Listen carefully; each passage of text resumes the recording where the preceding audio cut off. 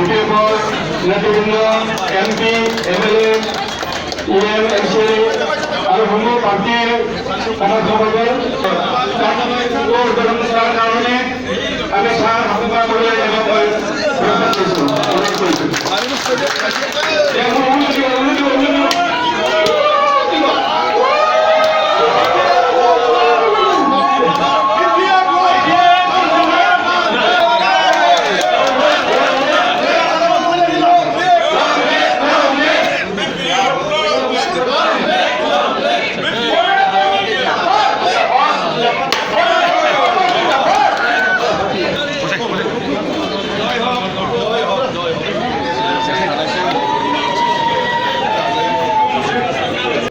helicopter service অতি সোনকালে বনাই দিব বুলি আমাক আশ্বাস দিছে আৰু ইয়াৰ ফালে আমি দিছোঁ বেখি নদী আৰু পাগলা নদীৰ ওপৰত এটা ডাঙৰ ব্ৰিজ লাগে সেইটো আমি জনাই দিছোঁ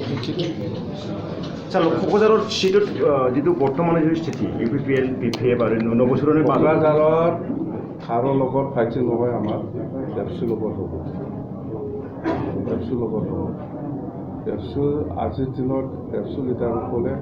আমাৰ অল বডো ষ্টুডেণ্টছ ইউনিয়ন যিটো জাতীয় সংগঠন যিটো পলিটিকেল পাৰ্টিৰ নিচিনা ব্যৱহাৰ কৰি আছে সেইকাৰণে মই কৈছোঁ ডেপচুৰ লগত হ'ব বদৰুদ্দিন আজমলে ইউ পি এলৰ ছাপৰ্ট দিব বুলি কৈছে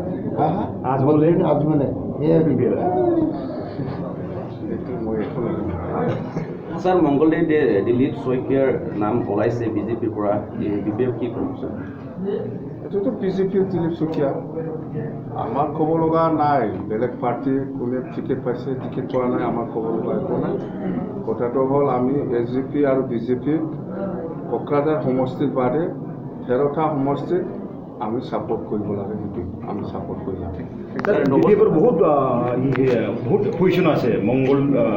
মংগলদৈ আৰু তেজপুৰ আৰু গুৱাহাটীত কিমান সংখ্যক বিজেপিৰ উন্নয়নৰ ক্ষেত্ৰত যিটো উন্নয়ন হৈ আছে সেইবিলাক আলোচনা কৰিব নালাগে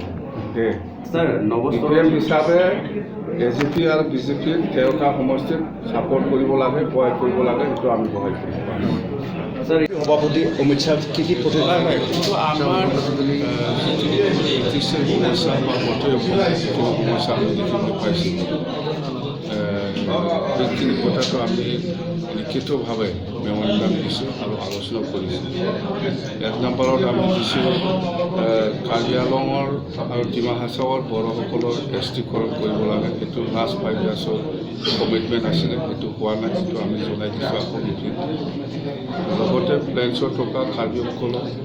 এছটিকৰণ দিব লাগে সেই কথা আমি আকৌ ৰিপিট কৰিছোঁ